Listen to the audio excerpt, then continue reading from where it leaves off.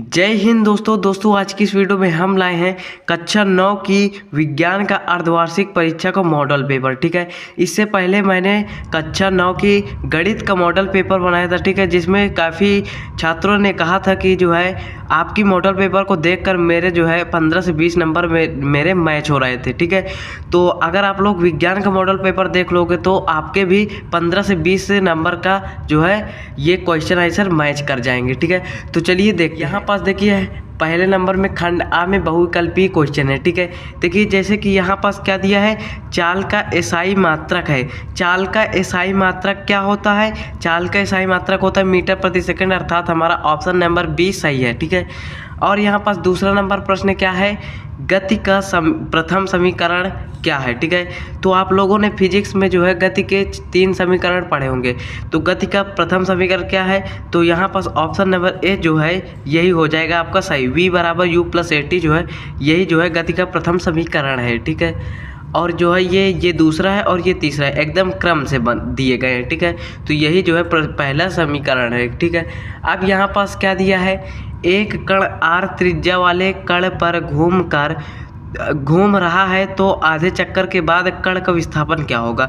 अर्थात यहाँ पास जैसे ये है, ये एक बिंदु है। ठीक है, यहाँ से देखिए, यहाँ से अगर कोई व्यक्ति कोई कण चलना शुरू करता है और आधे चक्कर यानी यहाँ से आधा चक्कर यहाँ तक यानी अर्धवर्त तक लगाया। ठीक है, तो इसका विस्थापन क्या होगा? तो विस्थापन यानी यहाँ से ये डायरेक्ट हो जाएगा। ठीक है, यानी विस्थापन का मतलब न्यूनतम दूरी। तो यहाँ से अगर डायरेक्ट चलेंगे तो न्यूनतम रहेगी, इधर से चलेंगे तो बहुत दूरी हो जाएगी, यहाँ से चलेंगे तो कम दूरी रहेगी। तो यानी एक ये केंद्र से परिधि तक को मिलाने वाली जो भुजा होती है उसे क्या कहते हैं, जो है त्रिज्या। तो ये हो जाएगी यानी कि 2 त्रिज्याएं होगी यानी कि 2r। ऑप्शन नंबर बी हमारा सही हो जाएगा। ठीक है, अब यहाँ पास हमारा चौथा नंबर प्रश्न है, कार तथा ट्रक में किसका जड़त्व तो अधिक होगा? ठीक है, कार तथा ट्रक में किसका जड़त्व तो अधिक होगा?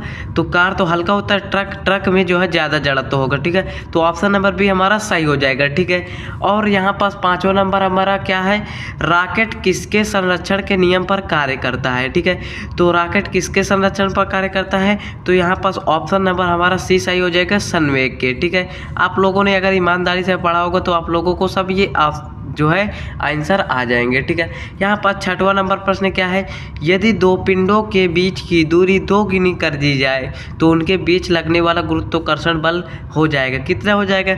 तो आप लोग जब इसको सॉल्व करेंगे तो यहाँ पास इसका मान आ जाएगा 1/4 भाग। ठीक है, क्योंकि 2 गुनी करने के लिए कह रहा है। तो ठीक है, तो यहाँ पास हमारा ऑप्शन नंबर सी मैच कर रहा है 1/4। ठीक है, 1/4 को 1/4 हम पढ़ते हैं। ठीक है, अब यहाँ पास अब हमारा 7वां नंबर प्रश्न क्या है, पृथ्वी तल पर गुरुत्वीय त्वरण g का मान क्या होता है? ठीक है, तो पृथ्वी पर जो है गुरुत्वीय त्वरण g का मान क्या होता है?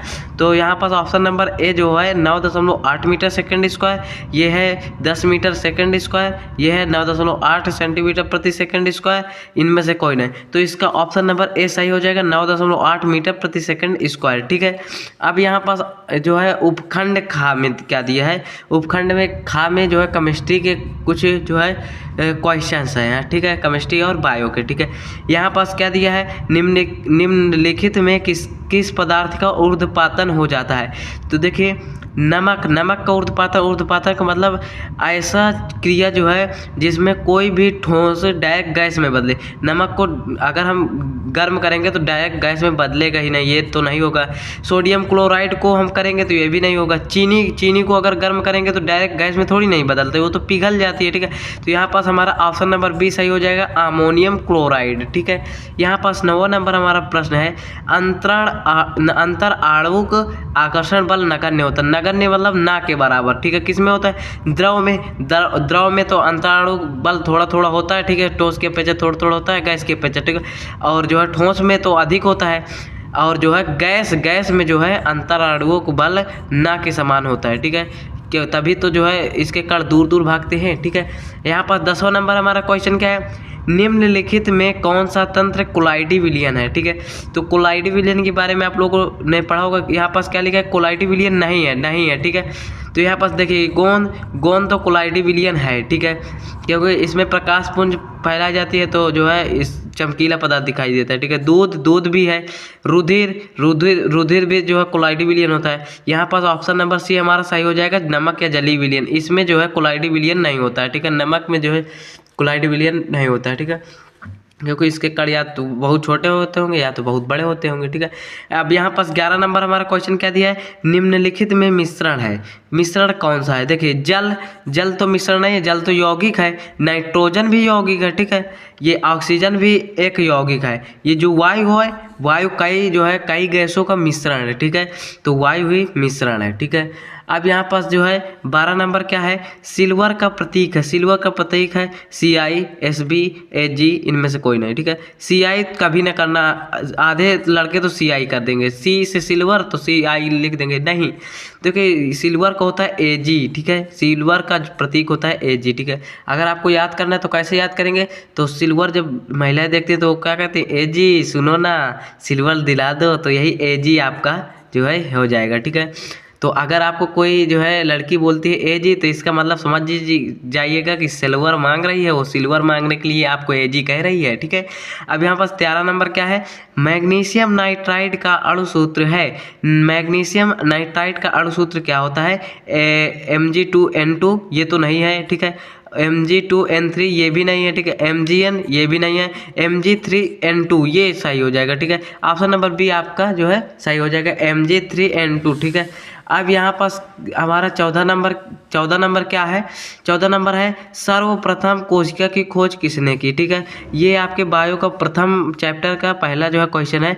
तो आप लोगों ने पढ़ा होगा 1665 ईस्वी में रॉबर्ट हुक ने क्या किया था, जो है मृत कोशिका की खोज की। तो सर्वप्रथम जीवित कोश जो है प्रथम कोशिका की बात है रहे, तो कोशिका की खोज किसने की थी, रॉबर्ट हुक ने, ठीक है।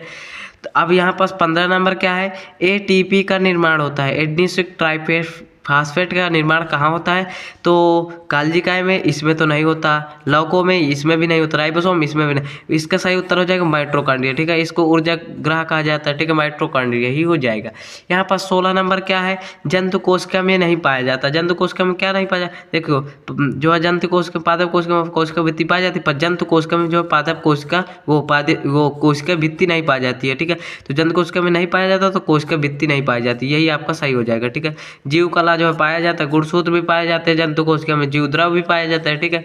अब यहाँ पास आप लोगों को 17 नंबर प्रश्न क्या कह रहा है, दृढ़ों तक रेशे पाए जाते हैं पटसन में, अलसी में, भाग एवं जो है नारियल में, भांग एवं नारियल में उपयुक्त सभी। तो देखिए पटसन में भी दृढ़ों तक रेशे पाए जाते हैं, अलसी में भी पाए जाते हैं, भांग एवं नारियल के रेशे में भी पाए जाते हैं। तो इसका ऑप्शन नंबर डी सही हो जाएगा, उपयुक्त सभी में, ठीक है।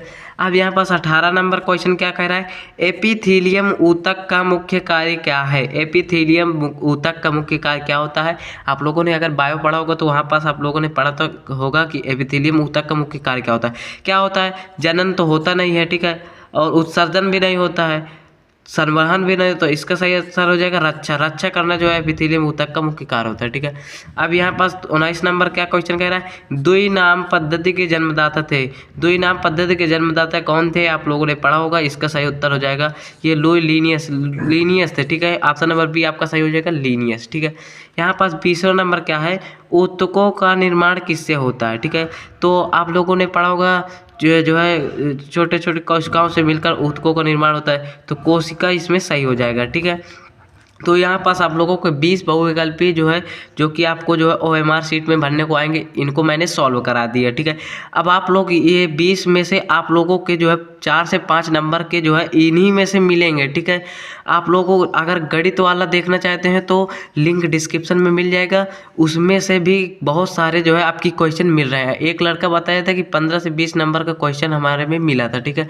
अब देखिए यहाँ पास खंड बा में क्या है, वर्णात्मक प्रश्न, ठीक है। वर्णात्मक प्रश्न में क्या है, वर्णात्मक प्रश्न में जो है ये देखिए क्या है, त्वरण किसे कहते हैं, त्वरण की परिभाषा आप लोगों को बतानी है, ठीक है। त्वरण किसे कहते हैं? इसका मात्रक क्या होता है? SI मात्रक क्या होता है? जो है वो होता है मीटर प्रति सेकंड स्क्वायर, ठीक है। चाल का मीटर प्रति सेकंड होता है और इसका होता है मीटर प्रति सेकंड। यह अदिश राशि है, सदिश राशि है, ठीक है। इसमें ये करना है, 4 नंबर के हैं, ठीक है। और यहाँ पास देखिए दूसरा नंबर है संतुलित तथा संतुलित बलों में 4 अंतर बताइए। हाँ, आप लोग अंतर बहुत अच्छे से साइंस पढ़िए क्योंकि अंतर बहुत पूछता है, ठीक है। देखना अभी बहुत सारे अंतर पूछेगा। यहाँ पर जड़त्व तो किसे कहते हैं, ठीक है। ये कितने प्रकार का होता है? हथौड़ा जमीन पर पटकने से कस क्यों जाता है, ठीक है। इसका आप लोग उत्तर लिख सकते हैं, 4 नंबर के ये भी है, ठीक है। यहाँ पास चौथा नंबर गति के तृतीय समीकरण v² = u² + 2s का निगमन कीजिए। निगमन का मतलब सिद्ध कीजिए, ठीक है। तो कैसे करेंगे आप लोगों को पढ़ाया गया होगा, ठीक है। यहाँ पास देखिए, यहाँ पास चौथा नंबर क्या है? चौथा नंबर क्या है? उत्प्लावन बल किसे कहते हैं? उत्प्लावन बल के बारे में आप लोग कक्षा 8 में पढ़े होंगे। आर्किमिडीज का सिद्धांत है, ये भी है कक्षा 8 में आप लोग को पढ़े होंगे। इसके 2 अनुप्रयोग, तो जो आपको आ रहा हो उसमें जो है, अगर आपको ये चारों पीछे नहीं आ रहे हैं तो आप लोग इसे केवल ओनली इसे लिख सकते हैं, ठीक है। उत्प्लावन बल ये सब लिख सकते हैं। 6 नंबर का ये है, ठीक है। अब यहाँ पास उपखंड खा में क्या है? क्वथन तथा वाष्पन में 4 अंतर बताइए, ठीक है। ये आप लोगों को केमिस्ट्री के जो है एकदम सरल क्वेश्चन है, ठीक है। क्वथनांक और वाष्पन देखिए, क्वथनांक में क्या होता है? 100 डिग्री टेम्परेचर पर एक तापमान जो है निश्चित होता है। वाष्पन में क्या होता है? वाष्पन में जो है तापमान निश्चित नहीं होता है, ठीक है। वाष्पन में जो है जैसे कि जो है 20 डिग्री टेम्परेचर तो भी जो है कोई कपड़ा सुखाने के लिए रख दिए तो धीरे धीरे सूखता रहता है, पर क्वथन में ऐसा नहीं होता। अगर जो है लोहा 100 डिग्री सेल्सियस पर पिघलता है तो 100 डिग्री पर सेल्सियस पर ही पिघलेगा, आप 20 डिग्री सेल्सियस पर नहीं पिघला सकते, ठीक है।